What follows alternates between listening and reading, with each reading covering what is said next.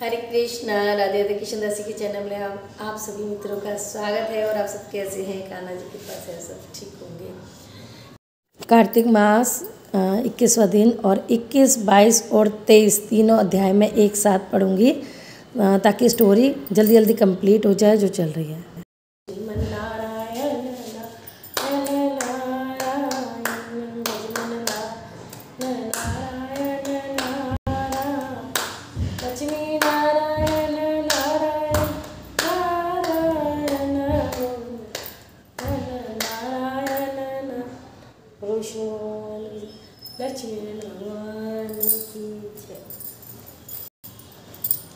पृथु ने पूछा कि हे नारद जी, कृपा करके अन्नकूट तथा गोवर्धन का महात्म्य कहिए।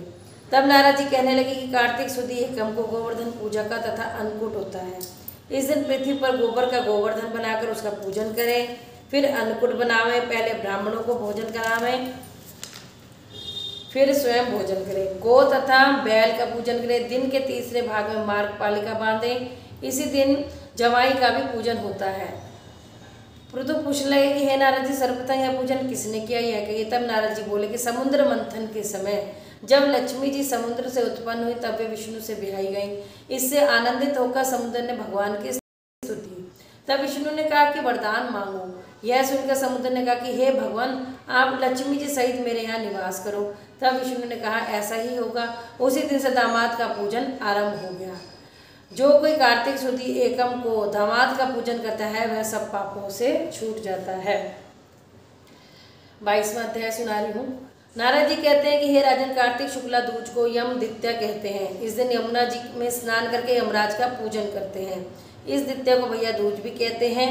इस दिन भाई अपने घर भोजन ना करे, अपनी बहन ना हो तो गुरु की कन्या भी बहन के समान होती है, अतएव उसे ही बहन माने।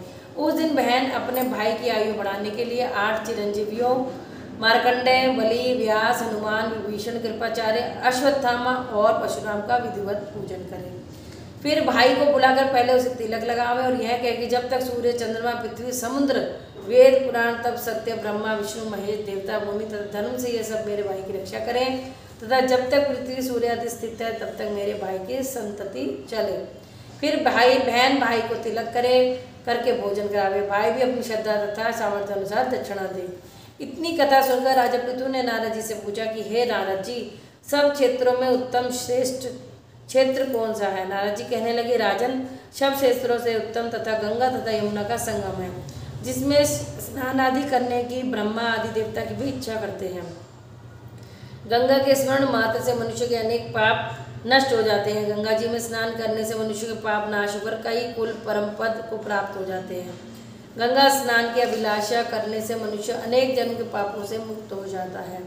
यह समस्त संसार माया रूपी बंधन में बंधा हुआ है, मगर गंगा इस माया रूपी बंधन को काटने वाली है। गोदावरी, कृष्णा, रेवा, अमरावती, तुंगभद्रा, कावेरी, यमुना, बाहुदा, चैत्रवर्ती, ताम्रपर्णी, सरयू आदि सब तीर्थ गंगा में स्थित हैं।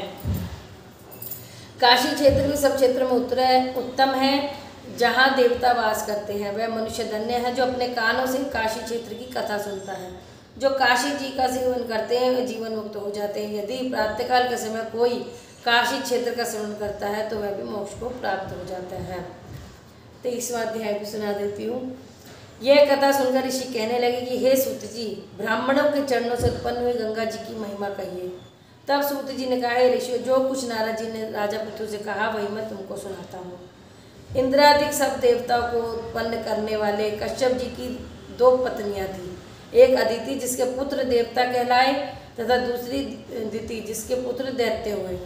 देवता तथा दैत्यों का नित्य ही कलह रहा करता था। उस समय विरोचन का पुत्र अर्थात प्रहलाद का पुत्र राजा बलि दैत्यों का राजा था। उसकी सेना अत्यंत विशाल थी। उसने समस्त पृथ्वी को जीतकर स्वर्ग का राज्य प्राप्त करने के लिए देवताओं पर चढ़ाई कर दी। इंद्र के इस राज्य को चारों ओर से घेर लिया। देवता भी युद्ध के लिए बाहर आ गए। तब अत्यंत घोर संग्राम हुआ। एक दूसरे पर प्रहार करते हुए कई वर्ष बीत गए। इसके पश्चात दैत्यों का बल बढ़ते हुए देवता मैदान छोड़कर भागने लगे। तत्पश्चात दैत्यों ने सारे स्वर्ग पर अपना अधिकार जमा लिया। बलि स्वयं इंद्र के आसन पर बैठने लगा, साथ ही देवताओं के समस्त कार्य अपने राक्षसों के अधीन कर दिए। यज्ञ की भी बलि आप ही लेने लगा। तब अदिति अपने पुत्रों को दुखी देखकर बहुत चिंतित हुई। फिर वह अपना स्थान छोड़कर देवताओं की जय तथा दैत्यों की पराजय के निमित्त भगवान की तपस्या करने लगी। हिमवान तपस्या करने के लिए हिमवान पर्वत पर चली गई। वहां पर कुछ समय फलाहार खाकर कुछ काल सूखे पत्थर कुछ काल तक पवन का ही आहार करती थी। फिर पैर के अग्रभाग से खड़ी होकर भगवान की तपस्या करने लगी। इस प्रकार 1000 वर्ष तक तपस्या की। मायावी राक्षस अदिति की घोर तपस्या से चिंतित होकर राक्षसी माया के देवताओं का रूप धारण कर अदिति के पास जाकर कहने लगे कि हे माता, तुम हमारे लिए इतना घोर तप क्यों कर रही हो?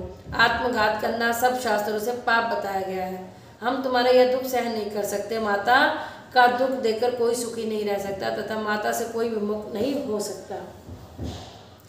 शास्त्रों का वचन है कि जिसके घर में कल्याणकारिणी माता नहीं तथा प्रिय बोलने वाली पतिव्रता स्त्री नहीं, उसका जीवन निरंतर। आप तप छोड़कर अपने पुत्रों को सुखी कीजिए। परंतु यह सुनकर भी अदिति समाधि से चलायमान न हुई। तब उन्होंने अदिति को मार डालने का निश्चय किया। अतएव उन्होंने अदिति को जीवित जला देने के लिए उस वन में आग लगा दी, परंतु उस अग्नि में दैत्य स्वयं जल गए। अदिति को किसी प्रकार की हानि नहीं पहुंची और उन्हें उसका कुछ पता चला और ना ही उन्हें उसका कुछ पता चला, क्योंकि भगवान ने अपने चक्र सुदर्शन से अदिति की रक्षा। तो जय श्री राधे। ये 21, 22 और 23 अध्याय मैंने आपको सुनाए हैं। तो आप जब बताना आपको कैसे लगे, समझ आए कि नहीं आए, और आने ही चाहिए। अगर कोई ध्यान लगाकर सुनता है ज़रूर से समझ आते हैं। हम भी सुन रहे हैं। तो अब कल है इसी का जो अभी स्टोरी बाकी रह गई है 24वें और 25वें अध्याय में।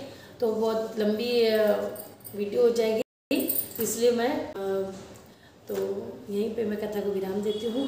तो ज़रूर से आप बताना आपको कमेंट करके कैसी लगी कथा। जय श्री राम।